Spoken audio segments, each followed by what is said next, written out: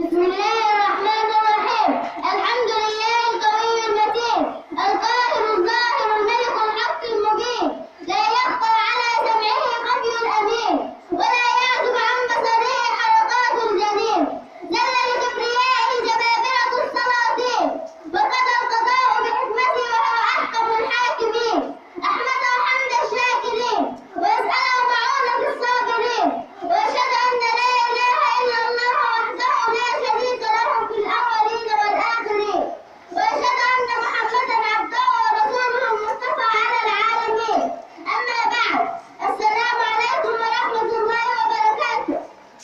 وإنه لمن جوائز وهنا نحن فصل أولى ذلك أن نقدم لكم برنامجنا الإذاعي لهذا اليوم الموافق 20 من نوفمبر 2016 ميلادية، 20 من صفر 1438 هجرية.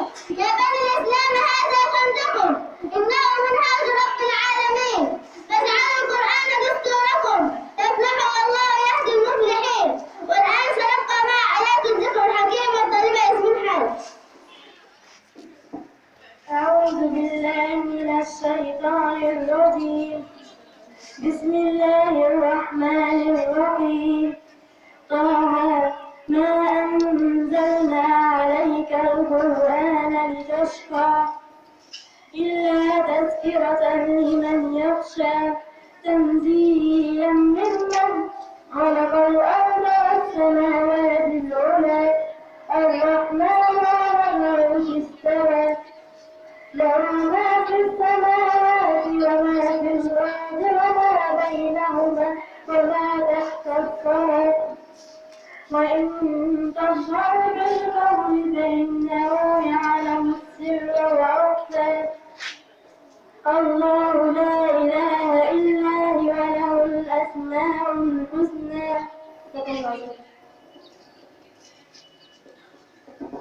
صدق الله العظيم وبلغ رسوله الكريم، وإنا على ذلك لمن الشاهدين.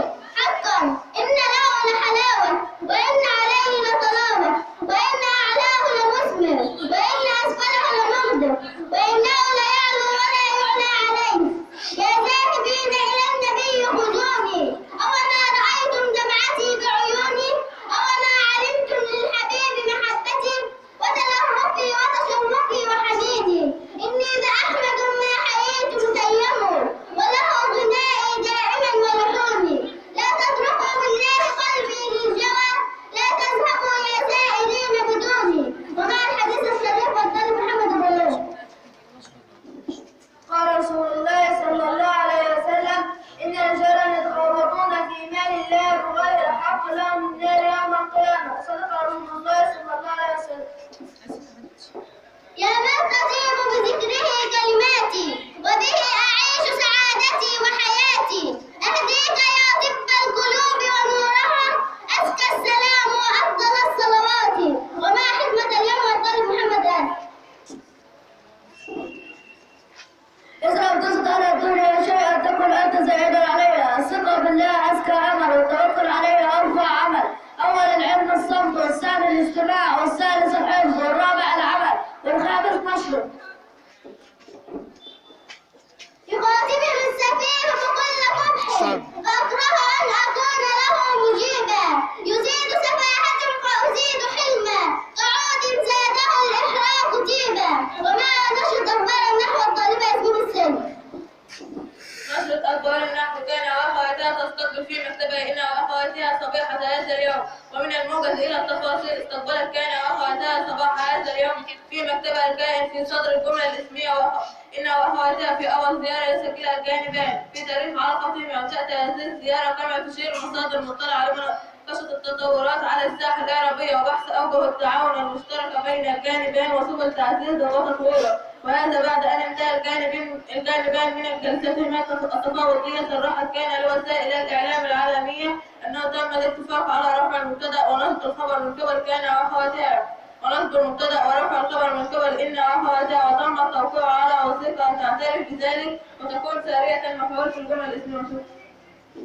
دع الأيام تفعل ما تشاء، وطب نفسا إذا حكم القضاء، ولا تفزع لحادثة الليالي فما لحوادث الدنيا بقاء. وكن رجلا على الأهوال